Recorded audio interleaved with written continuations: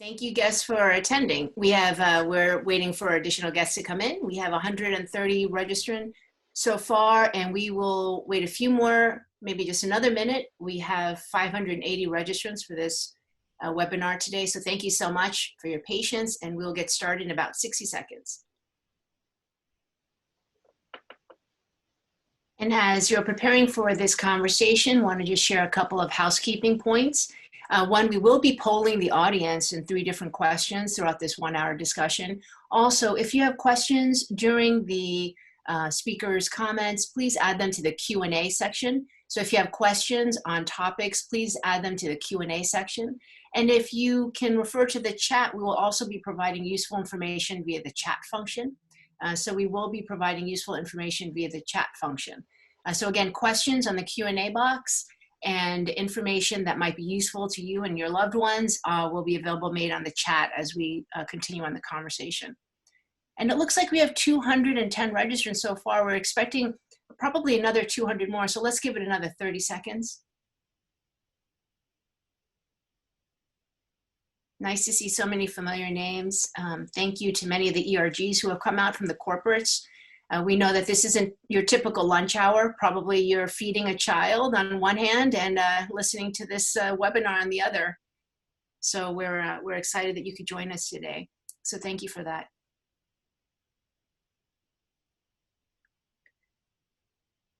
Okay, great. So I think we'll get started. My name's Nancy Almasbach. I have the great honor of serving as a president of the Museum of Chinese in America. This session today is one that we are all dealing with and struggling with in this very unique and unfortunate pandemic period in our lives and in the history of our country and of the world. The session is specifically called Counter Anti-Asian Racism and Response to Discrimination, Harassment, and Physical Violence. I'm grateful to the Asian American Business Development Corporation, who also, in conjunction with Hennessy, is sponsoring this event for us today. And this is an honor also specifically dealing with Asian Pacific Heritage Month and the issues around Asian Pacific Americans. So we're glad to bring this to all of you today. Again, we're cognizant that you are doing many things at this time to care for family and loved ones, as well as your work. So we're grateful for the time in which you've spent with us today. A couple of housekeeping for those who may have missed it. Q&A, questions go in the Q&A box. Add them whenever you can. We'll be collecting them and sort of sending them back to the speakers at the moderation period. And also chat, look at the chat room, or providing useful information, websites, specifics, the bios of our speakers on the chat. So follow that, and we'll provide that also as follow-up notes to all participants after this time. Today, I'm so honored to be joined by 3 individuals who care deeply about this topic, who know that there is great violence out there that have dealt with and have addressed issues around racism, not just to the Asian American population, but to many individuals and groups in their work and support. The fear of the coronavirus is really manifesting racism against people who are specifically of Chinese or Northeast Asian descent after the virus was first identified in the US and in January. We have Richard Louie, MSNBC NBC News anchor. He, in fact, Richard, thank you so much for joining us today. You're really a pioneer for Asian Americans, being the first Asian American male to anchor a daily national news broadcast in the U.S. You've covered so many salient topics, ones that are important and critical to this population, but also in your work as in the research that you've done, interviewing senior politicians, and the work in terms of international events in the last decade. We also have Hassan Naveed. Thank you so much. Your dedication to criminal justice issues will really help us in this conversation, especially those issues impacting vulnerable communities. You're currently the Director of Outreach at the New York City Department of Investigations office previously, but right now as the on the mayor's office for the prevention of hate crimes. And I think that word prevention is one that we'll focus on. And also Edwin Tablada, thank you so much. You are really a force on the New York City Commission on Human Rights as the Chief of Staff. And your work is so important to us at this time. So we're really excited to have these 3 experts join us today. We again are going to be polling the audience But first, we'd like to invite Richard Louie to share just a few minutes of high-level macro conversation points. What I will suggest that on this call, we are addressing all the elephants in the room. There are a lot on this conversation. The four of us as panelists have talked about them. Some things that are uncomfortable for us to address that we really want to bring out here. And hopefully at the end of this session, you'll feel that you do have some takeaways and some tactical ways in which you can address this and protect your family, protect yourself, but also potentially to aid in the next generation in securing their safe and prosperous future. So without further ado, Richard, I'm inviting you please to begin the conversation and provide us some thoughts to start us off. Richard Louie. Hey, Nancy, thanks so much for that great introduction. And Edwin and Hassan, it's fantastic to be here with you as well. You know, I'm one of those observers, I'm not a practitioner. And so when I'm around folks like the three of you, it's great to be humbled by the work that you do every day.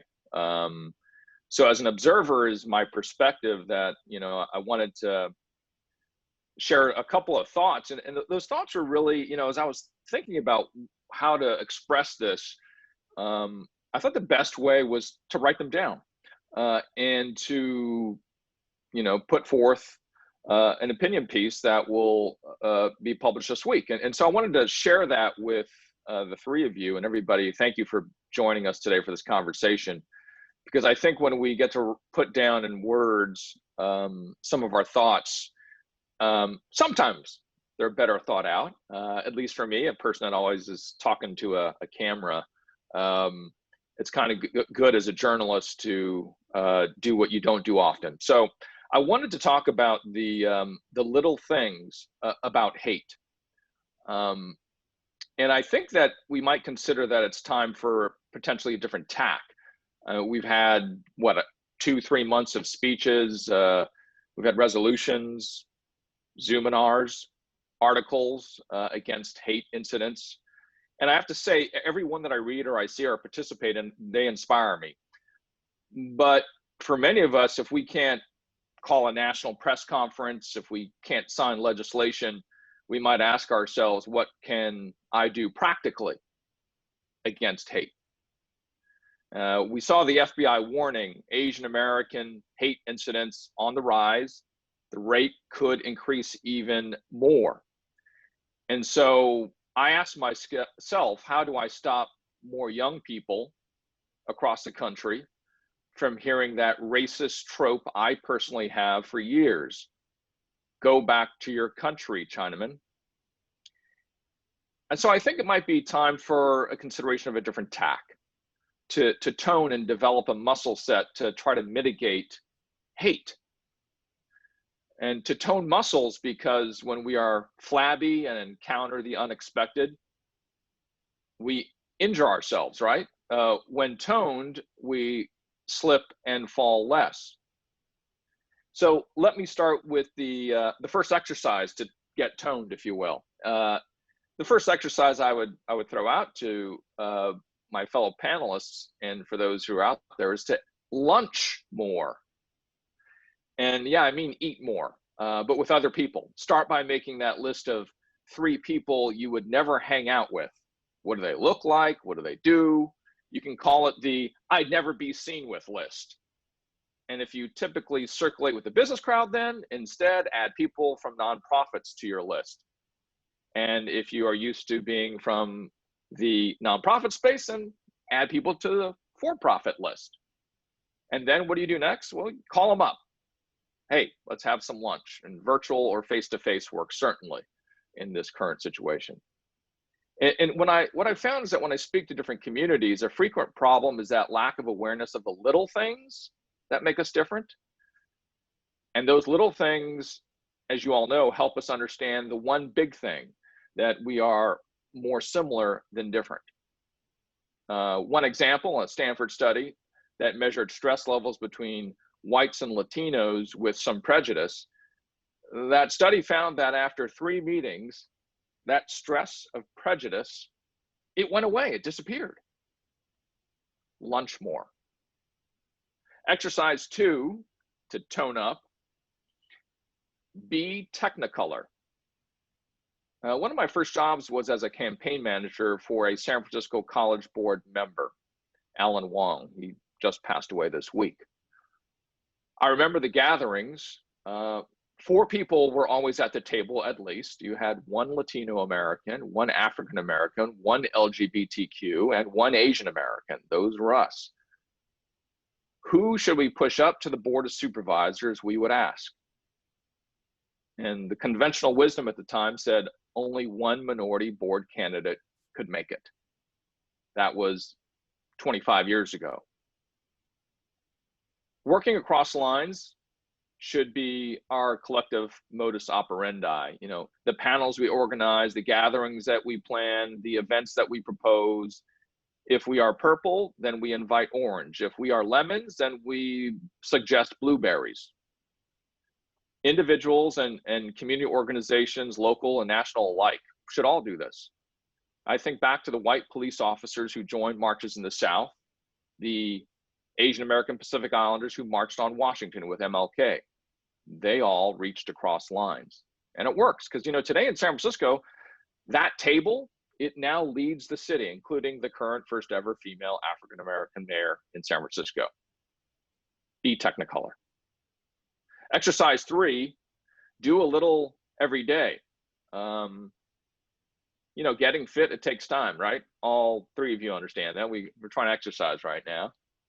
As my mom used to say about homework and tax returns, do a little every day. And report everything you see or personally experience related to hate crimes at sites like fbi.gov/tips. Another thing we can do every day, each month, post 1 positive article or link on the topic of one community working with another. Volunteer 5 hours at a month at a community organization that is not of your background or your comfort zone. If you're AAPI, volunteer at a Latino CBO, and vice versa. And stop to think of a practical solution when calling out a problem about hate. Offer up that practical solution, and then we should take a step towards it. Those are the things we can do a little bit every day. You know, we all know this, the AAPI community is very resilient. It endured post 9/11 hate towards South Asians. It survived the American internment camps of Japanese Americans, the Chinese Exclusion Act as well. And if we look at history, it says we got to get stronger. And the recent history too. I was looking at some of the FBI data, for instance. Up until recently, it showed that hate crimes against Asian American Pacific Islanders had been declining for years at less than 1 report per 100,000. But it was not the same if you were Black in America. That's 5 hate crimes in 100,000 and rising. And certainly not if you are Jewish in America at 17 hate crimes reported per 100,000 and rising as well. And so I guess as I finish my comments here, it is that in essence, we need to be ready to see each other. And I look back to Bayard Rustin. He was behind the scenes fighting to end education discrimination for African Americans in the 1960s. And he did the little things. He got strong by doing widely unknown things for years. And that led to his work, more work in the LGBTQ community and protecting Jews in the USSR. And he now has buildings named after him. And I argue he saw the little things to do the calisthenics. So don't avoid the small efforts, this anti-hate muscle regimen I'm talking about. We need to be toned so we're ready when the next crack forms in our American road. Richard, thank you so much. And I think your comments are well received and very proactive. So thank you for that. The only thing I really challenge is that your mother asked you to do just a little bit of homework. I think all of us are saying we did a lot. They asked us to do a lot of homework. But that being said, I do want to open it up. And as we're chatting on this initial response to Richard's comments, we will send out our first poll question. Have you experienced a hate crime? So please respond to that in the poll section on the bottom of your screen. Have you experienced a hate crime? And while you're responding to that, we get the tally on that. I want to send it over to Edwin and Hassan to respond to Richard a bit. How well are we doing sort of making that Technicolor move? How well are we doing in terms of crossing over those lines as Asian Americans? And how much more do we need to do? And what are those impediments? What are those impediments for us to go out of these comfort zones to sort of, proactively do some of the recommended tactics that Richard's talking to? Edwin, can I start with you?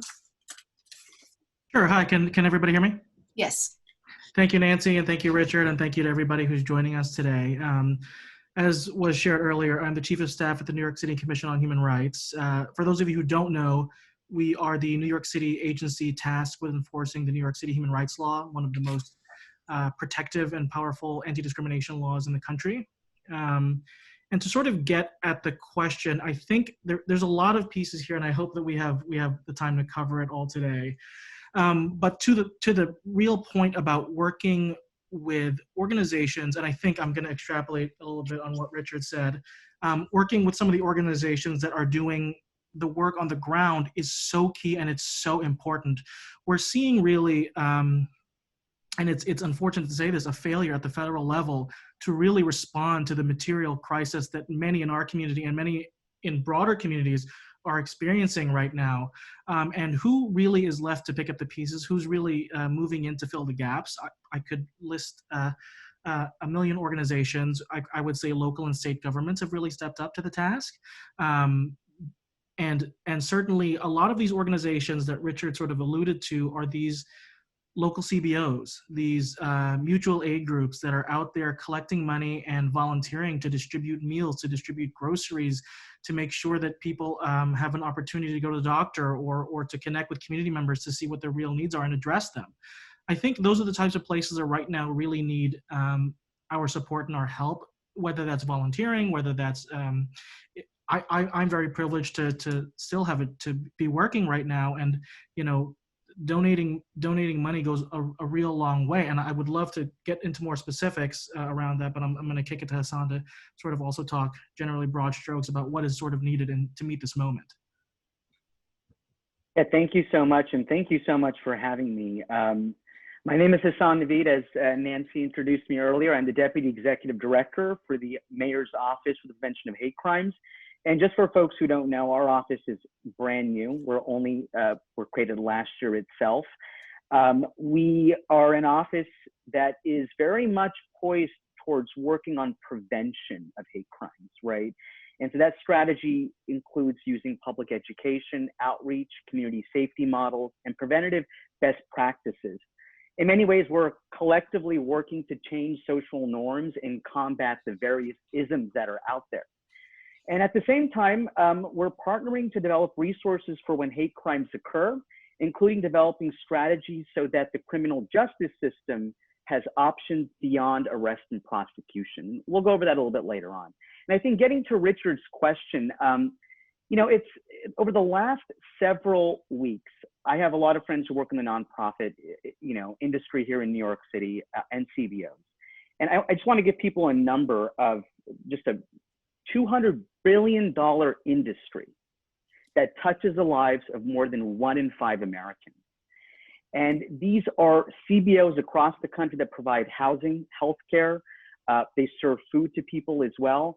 And in many ways, when it comes to Asian nonprofits, these are smaller organizations. And to be quite frank, we are looking at an economic impact of COVID-19 that may lead to many of these nonprofits being extremely stressed and cash-strapped right now. And so now more than ever, I think it's important for us to look towards some of those nonprofits that provide some of those services, especially to Asian communities, to Latino communities, to Black communities, to be able to support them, right? And so I do say, I think it's a call to action for folks to go like, listen, there are nonprofits and CBOs that work in our communities here in New York City, as well as across the country, in ways that we can support them. Obviously, there are, you can be financial support, but at the same time, what's unique about all this is that there are volunteering opportunities as well, too, right? And so if you're at home, for example, you can support nonprofits through, what is it, nycservice.org, for example, has virtual volunteering opportunities that you can actually sign up for to be able to participate in that. And then when it comes from outside home, as because the current circumstances and how it's affected so much of the city itself, we are looking at a situation where there are people that need food, right? They need food at this moment. And especially, I'm Pakistani, and it is Ramadan right now. And there are a lot of families in need at the moment who are South Asian, and other families who are also lower income who need food because of the fact that they might be essential workers, they may not be unemployed anymore. So how can we go about assisting with those sorts of efforts, right? And those are things where, again, I was last week at City Hall, and I saw that there were a number of organizations that were going to deliver food to Elmhurst Hospital. And they're looking for more folks to come and also provide volunteer with them as well too. And at the same time, we're in an urgent need at the moment for blood donations across the city, right? And so as we're looking at situations where our hospitals are somewhat impacted by this situation, there are those sorts of needs that we need to be able to really provide that support. So I think that for folks, there are a lot of opportunities out there, and some of the websites I gave you are places to go to where New York City has really put them all together so folks can actually go, I want to help. How can I help? And so, thank you. Great. And combining some of the comments and questions that have come in on this topic, I think the big elephants in the room are indifference. Where is the indifference that elected officials are guilty of hate crimes? They are leading the way in hate crimes. And also a big question, and I'm targeting this to you, Richard, if you'd like to respond, racism within the Asian American community. How do we, we're looking at the polls, I think everyone can see them, about 33% of the respondents, now we have 335 participants, say that they have experienced a hate crime. And 67% say they never have. And I'm wondering how we define hate crime sometimes. I mean, there's a big spectrum on that level. There's microaggression, and then there's physical violence. So Richard, can you address a little bit about, you're calling us to, I guess a little bit of my heart, and I'm just speaking honestly, is just like, okay, you're calling me to try to bridge that, relationship, but that person just insulted me with the harshest of comments. And how do I go about doing that? And when I'm still struggling with my own, I guess, healing and open wounds. Yeah, boy, that's not a simple question, but it's a good question, Nancy. I think all of us have lived through this, this question, because every time we experience it, it's wholly our body and our fiber responding to this. By the way, if I could vote, and I can't as a panelist, I would say, yes, I have experienced a hate crime more than once in my lifetime. And that's unfortunate. And we're living through a time where, if you're to look at this as being a glass half full, is we're getting to see the blemishes, the pimples, and the wrinkles in our fabric. And that's kind of the positive thing, because otherwise, would we be as aware of it and wanting to do something about it? And so I try to look at the positive things, but to be specific about your question, how might we respond to that? And look, we're all on our own journey. Our hearts they grow and they get harder and they get softer and they get bigger and smaller, and it's the time in the journey, the place in the journey that we're on. So I can't prescribe to anybody what's the right thing to do when we experience these things, but it is, I think, what I do is I take the energy, and this is what I like to say, is whatever energy I'm giving towards something, if it's not going to be productive, I refocus it.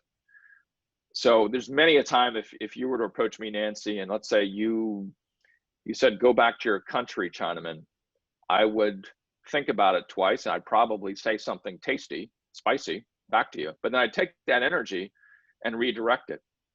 And I would want to try to think of doing the little things to change the fabric, because that's the thing we have to work towards. I mean, there's the immediate, but then there's the long-term investments that Hassan and Edwin and you are investing in so that we have a good equality economy. And that's not built in a matter of days or moments. It's built in long-term commitments and careers and time that the three of you have committed to. And that makes so much difference. And so I guess my reaction to the question would be, how do I react to that? First of all, stop and think. And then if I can, redirect that energy towards the thing that will change the fabric. I appreciate that, Richard. Thank you. And I appreciate a comment, Frank Gomez, suggesting that a crime is a crime, but an insult or harassment is not necessarily a crime, and perhaps the poll numbers would have been higher. Edwin, we talked a little bit, when we prepared for this, what are the other elephants, the racism that you think of, and the sort of historical markers that we can learn from your experiences? That's a great question, Nancy, but if I may, could I just address the previous point? And I think whoever it was that shared from the audience has a great point. We sort of really need to unpack the term hate crime here, because as Hassan and I have been on several panels, we are sort of two different offices, and my office really deals with the civil law enforcement. So we're a civil law enforcement agency. The issue of your liberty is never at stake when we enforce something. But this idea of a hate crime, let's broaden that definition to include discrimination. Let's broaden that definition to also include some of the microaggressions that many of us, I'm sure, on this call and the panelists have experienced on a day-to-day basis, either at work, at home, or in places of public accommodation. And look through, we're thinking through what are remedies here, right? And how do we incorporate a more restorative justice type framework? And I think Hassan sort of alluded to this in his earlier remarks about alternatives to incarceration. And again, my agency does not deal with the criminal law, but what we've seen as by way of more restorative justice type remedies, we've had cases where somebody who was harmed by discrimination only wanted an apology from the person who committed the discrimination, and that's all they wanted. They didn't want any sort of monetary relief or to go through a sort of lengthy process. They just wanted the person to apologize. We can also mandate immediate policy changes if it's, for example, an employer who has discriminatory policies, or a housing provider, or a restaurant. We can also mandate trainings, or like Richard was speaking about earlier, we can ask people to, as part of the remedies, volunteer with an organization that is doing work. Let's say somebody made a transphobic remark or has transphobic policies. We can get them to take training and or volunteer at an organization serving TG&C communities. So these are the types of things we should be thinking about as we have this conversation. And it brings me to your actual question around some of the so-called elephants in the room. I think, we've sort of spoke a little bit to it, is we have to also confront racism within API communities. I think, one, there is this sort of prevailing idea that there is no such thing as anti-Asian racism, which is obviously untrue and obviously bore out by the numbers. But also, we have to acknowledge anti-Black racism that may occur within our own communities, within our own families, within our own social networks, and especially as it relates to this pandemic, we're seeing racial disparities come up in medical settings, especially with Black and Latinx communities and Indigenous communities. I think the pandemic really is bringing this renewed attention to these long-standing disparities in healthcare. And I will also just plug here, if you are in New York City, medical treatment facilities fall under public accommodations, and if you're experiencing sort of disparities, you can report that to my agency. And Nancy, you were also sharing about some of the historical pieces here, and I think Richard spoke about that in his opening remarks with the Chinese Exclusion Act, the internment of Japanese Americans. But we should also try and compare to other times of crises or pandemic. Let's look at the HIV/AIDS pandemic and how LGBTQ communities were sort of scapegoated, and Ebola and African communities were scapegoated. It is sort of, it seems like that folks look for a scapegoat, a category of people to scapegoat when there are times of pandemic, and that is really something that we have to confront right now. And I will hand it over to Hassan to add any more remarks. Thank you, Edwin. And just so I can give people some perspective on the numbers here in New York City of what, what is a hate crime, and also what the numbers look like. I mean, a hate crime is an offense that is motivated by bias. A person commits a hate crime when one of a specified set of crimes is committed. And there's a list of those crimes. And so that would be that it's committed targeting a victim because of their perception, belief about their race, color, national origin, gender, religion, disability, sex orientation. Hate crimes can target individuals and also a group of individuals. And it has this sort of effect that ends up impacting communities overall, right? And so in New York, we've seen an increase in hate crimes related to COVID-19 in Asian communities. NYPD has reported that there are 16 hate crimes that were related to COVID-19. The first incident that took place that was a hate crime was on March 10th. There have been about 13 arrests of those 10 cases, and 31% of those comprised of assaults. Now, I know I got a little bit deep into some of the details on numbers here, but I think it's important to also highlight the fact that there is systemic underreporting of hate crimes from vulnerable populations, right? The numbers we're seeing right now are just a snapshot.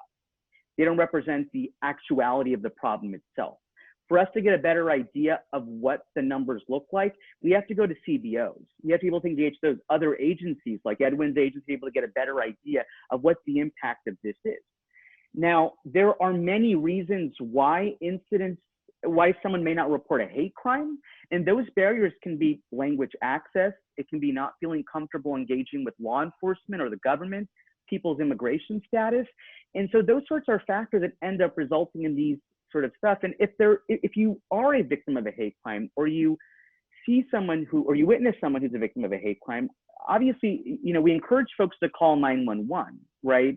And the NYPD officer will obviously not ask about immigration status, and language assistance, is available in those issues on that stuff as well too.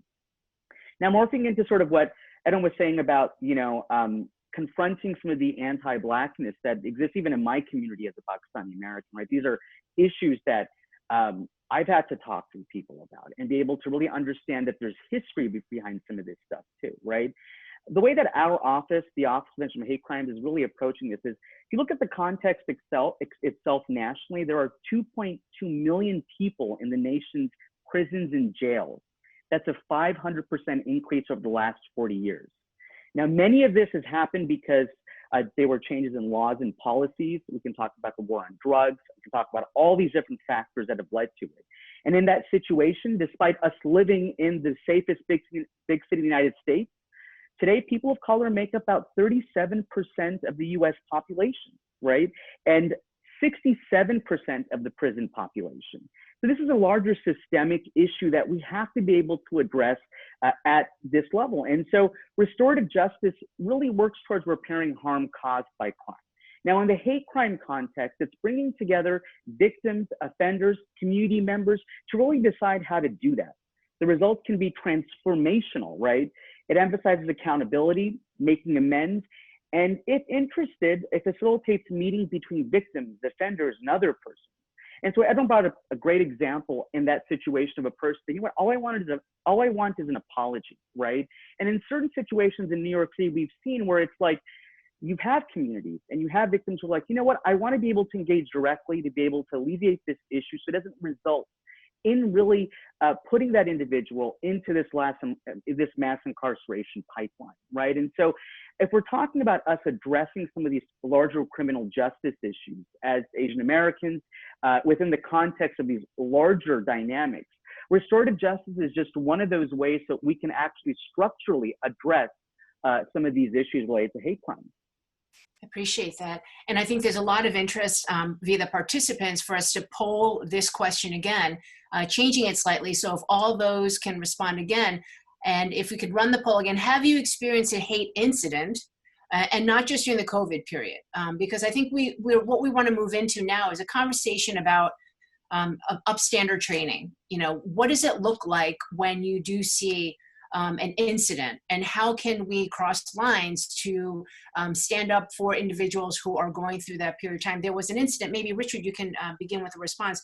Just recently, we heard in Vancouver on a bus that someone did, use Technicolor in your ways, did a little bit and stood up for an individual who was in a situation where she was experiencing grave discrimination.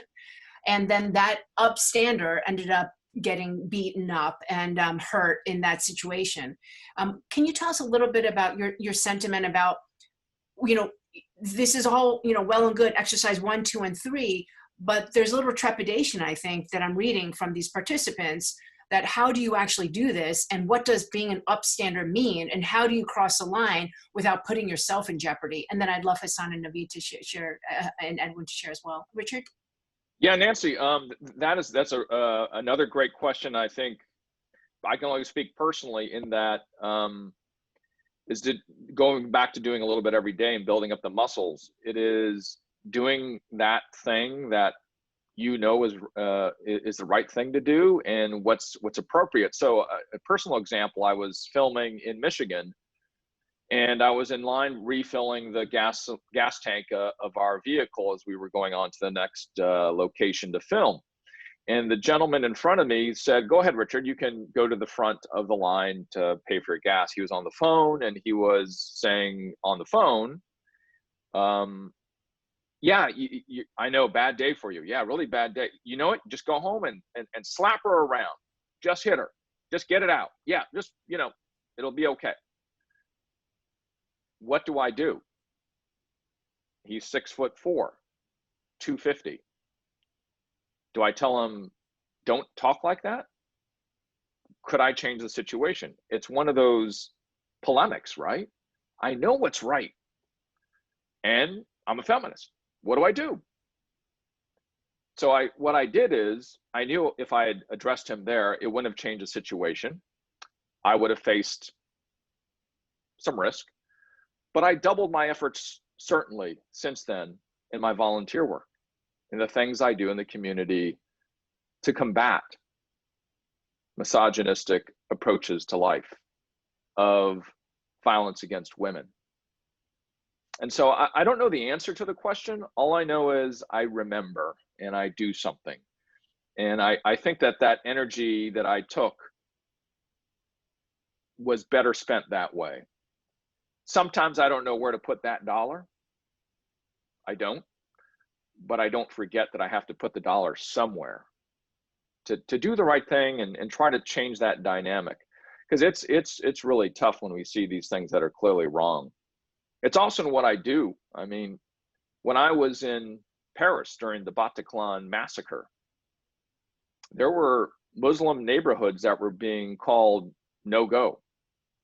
Well, being from the United States, I've heard that no-go term before.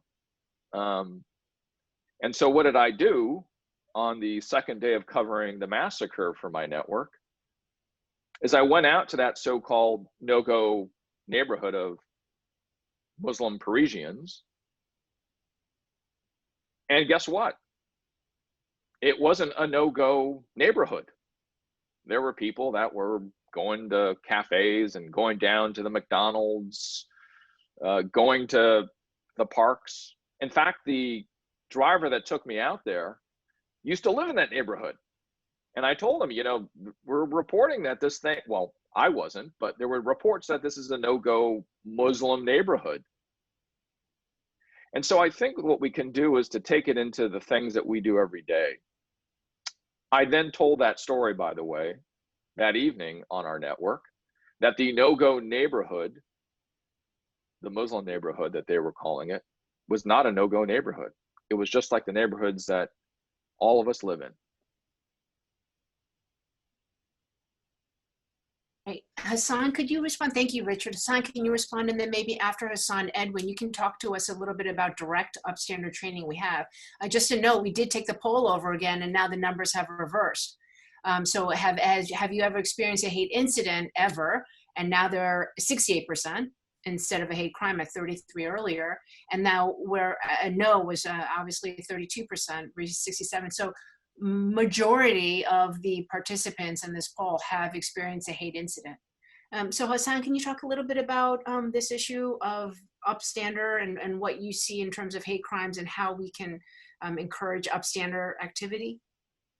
Yeah, this is an important tactic to be able to really combat a hate incident as, it's taking place itself. And, we've seen people here in New York City, even across the country, you'll see some of those videos, those viral videos, where you have that bystander who's there who is intervening on those sorts of incidents to protect the person who's being yelled at, right? And that takes a lot of courage. It takes a lot of stepping outside of your comfort level to be able to do that. And so, the Office for the Prevention of Hate Crimes does fund about 15 organizations. And one of the organizations that we fund is called the Center for Anti-Violence Education, and they provide bystander intervention training.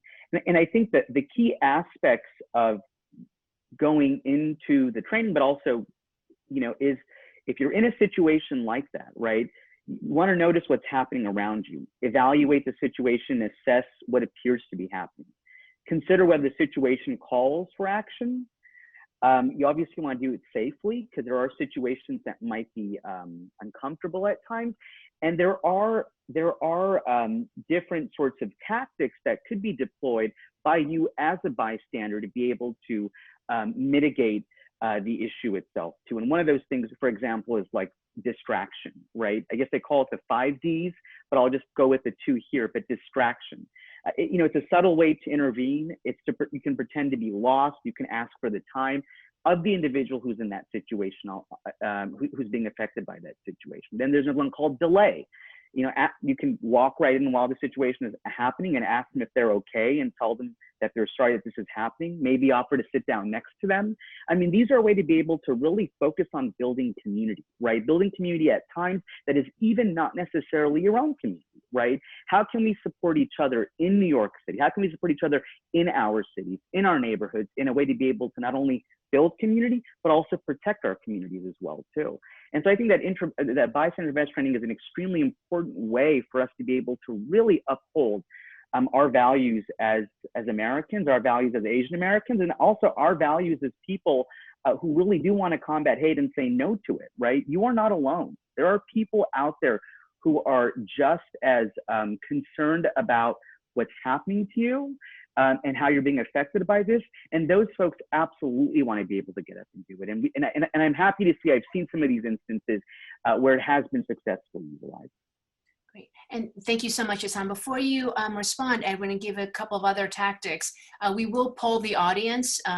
Would you do an upstander training? If we can pull up that poll, would you attend an upstander training?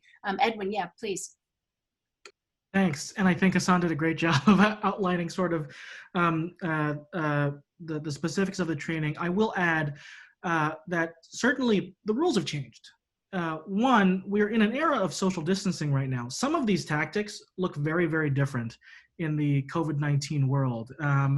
And we have partnered at my agency, specifically with who Hassan has named, the Center for Anti-Violence Education, to host some of these trainings, including some in Mandarin. But I would be remiss if I didn't also shout out some of our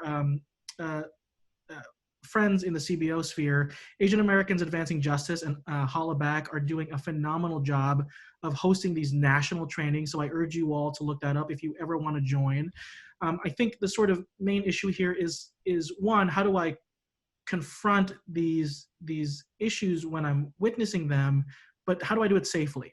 And sort of the tangible tools, as Hassan sort of touched on them a little bit, but you really need to join one of these trainings to hear more about it, and especially how it applies now. And I'll add that we look at these things, and I think it's interesting, right, how the numbers sort of flipped when we gave a little bit more context to hate incidents or bias or discrimination. Speaks to what Hassan was saying about this terrible underreporting. People either, one, don't know what they've experienced is either unlawful under the civil law or could be a hate crime. They don't feel safe reporting it, or they've sort of internalized it as, oh, this is just normal, everyday, I just have to deal with this to go along to get along sort of thinking.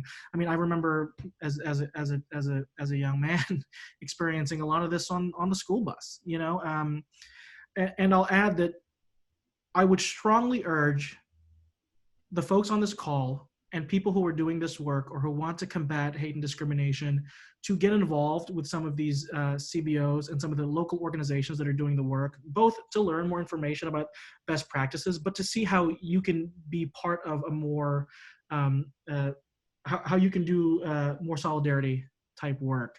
And I'll obviously wait to see what the results of this upstandard training is, but it looks like a lot of people want to take this upstandard training.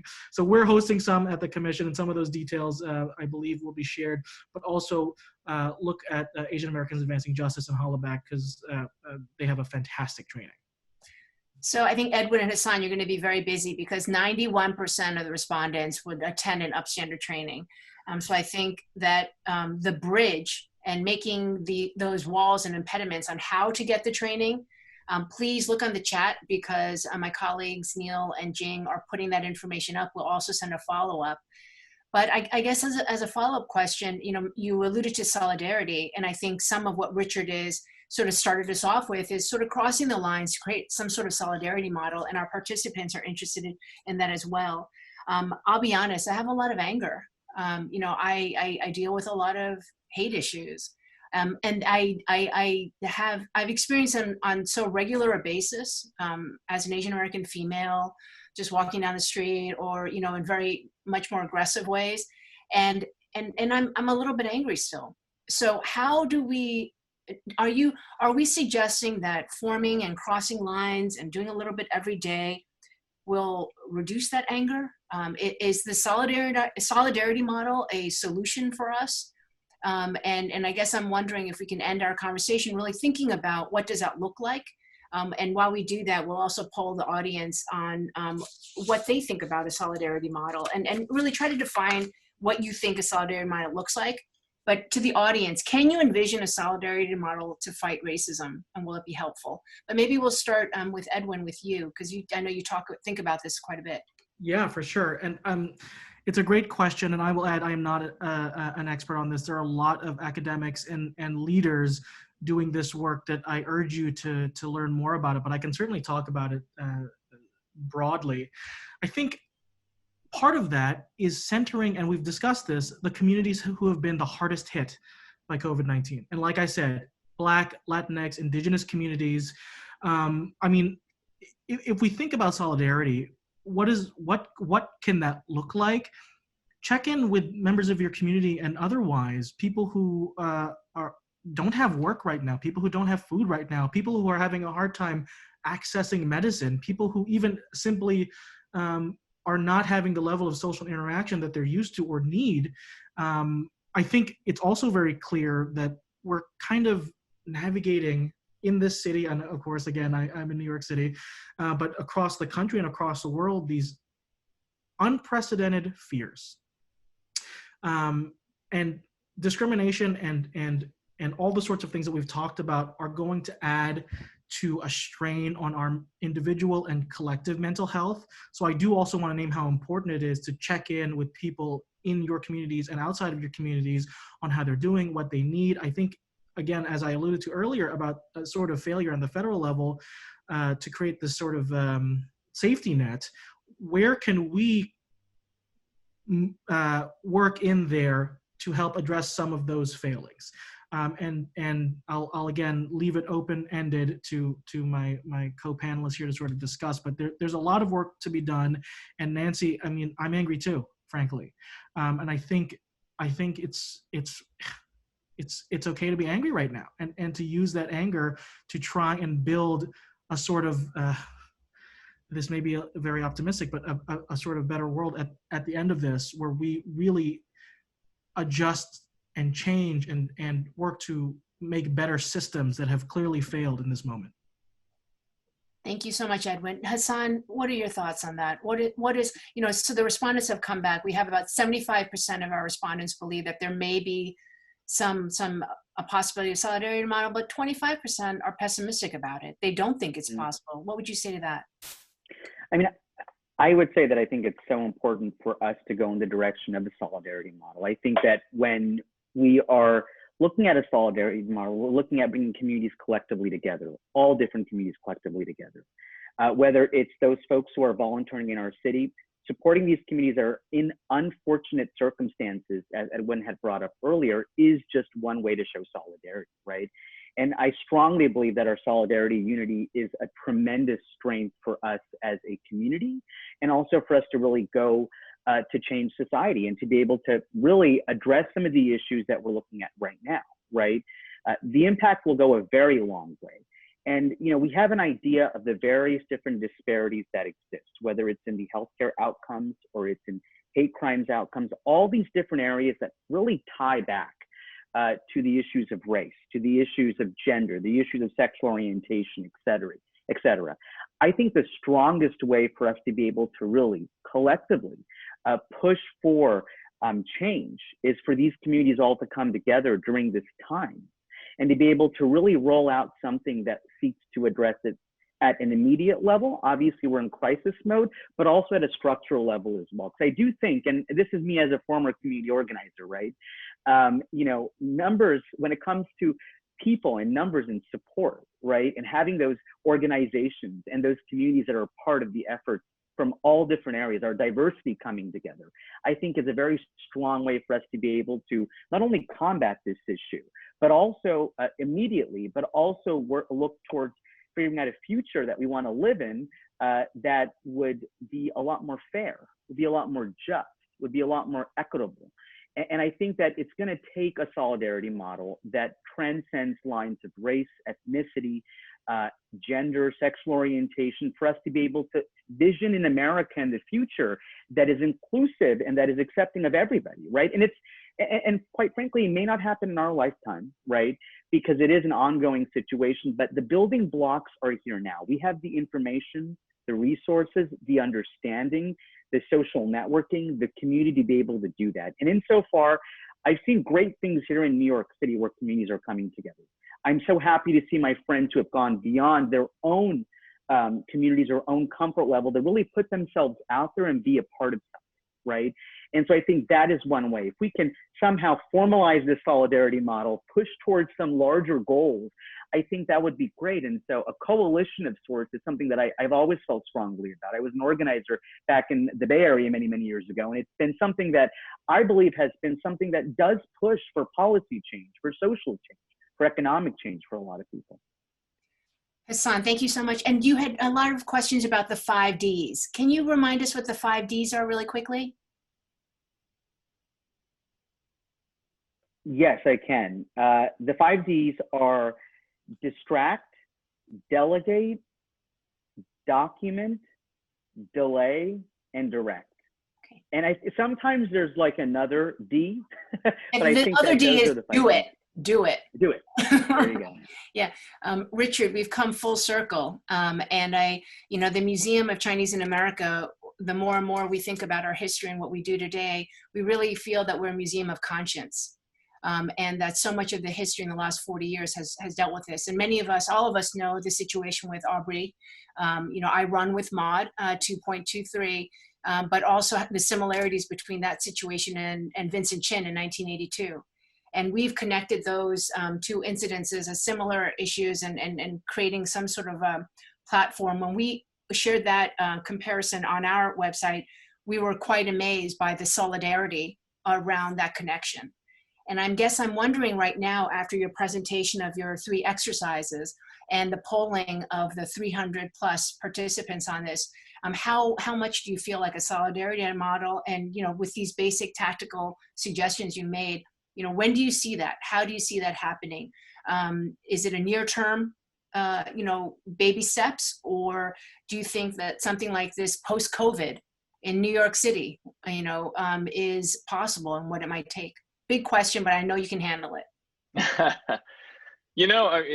Nancy, again, thank you for leading us through this. Not an easy topic, but an important one. And Edwin and Hassan, such amazing practitioners. I guess what is the solidarity model, as has been discussed, is what I was discussing earlier about being technicolor. Is I think back to like my dad, for instance, who would volunteer at Glide Memorial Church in San Francisco. that's a Technicolor church. And that's what we need to do, I think, every day. Just do those little things. There's been some questions about what can we do, and I would say, you know, see yourself and others. And right now, if you're Asian American Pacific Islander, you're really seeing yourself in this space. And there's a lot of folks who've been walking in those boots for a long time. You know, when I think of the stories I've had to tell of Eric Garner, Michael Brown, and I would stand in those streets and tell these stories. My first story as a young cub reporter was there about Rodney King. And so 25 years later, when I had to stand in front of cameras and tell the same story, that hurt as an American. And so I saw me in them, knowing our history in this country. And so I think if we can do those little things every day to remember that is, was, will, can be us, will get us to that next space. So in the media, which has been discussed on this conversation and Q&A in the chat area, is what can we do in media? Well, me being a news anchor, when I talk about immigration, I don't talk about immigration as a Latino thing. It is an American thing. It is an Irish American face. It is an African American face. It is an Asian American face, and it is a Latino American face. And so on my screen, you'll see that on the screen. And if we can do that in all of our conversations, I think, Nancy, is to remember and bring up those examples when we're talking about our community, that it's about these other communities. So I guess if we're talking to somebody and somebody says, can you believe what's happening right now in our community? And I think a great response would be, but look what is happening in this question about what happened in Georgia. What has happened in Ferguson, Missouri? What has happened in Baltimore, Maryland?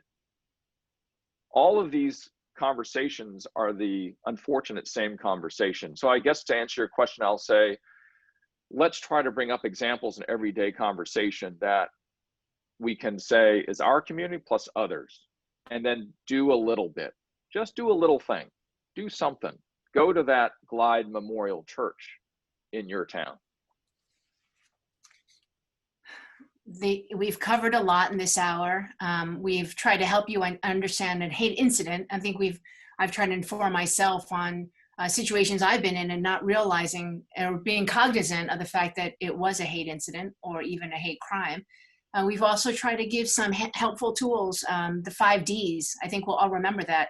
How can we be an upstander and how can we do it safely?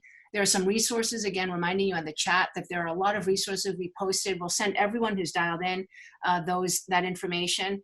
And also I think we're ending on a hopeful note that potentially a solidarity model is one in which we might be able to see a new America, one that incorporates justice and restorative justice in a way that is safe for our next generation, for the young children who you are trying to feed at this lunch hour. And we are so grateful to Edwin Tablada for your work at the Commission on Human Rights, to Hassan Naveed for your incredible works trying to prevent hate crimes at the city, and Richard Louie for your pioneering leadership on news media. We need more coverage. I think there's been a lot of comments. We want more coverage of these incidences, and we want to make sure that we show the real live crimes that happen, but also the proactive, positive nature of what is trying to get done. If you have additional questions or suggestions for this webinar, please send them to the email address provided on the chat screen. Again, this was sponsored by AABDC. I'm very grateful to John Wong and Jing Lee, and they did this in partnership with Hennessy, always supporting the work of the AAPI community. They are hosting another session, the next one being how to work from home and be productive and not sit on a Zoom butt all day long. And that's gonna be May 26th from 1 o'clock to 2 o'clock. But thank you so much to everyone who was involved for these very helpful hints. And I encourage all of you to stay tuned, stay connected, and I hope that your Asian Pacific Heritage Month is one in which we can make great strides forward together. So thanks, everyone. Thank you, Nancy. Thank you all. Yeah. See y'all later. Thank you. Go do Bye-bye. something. Technicolor.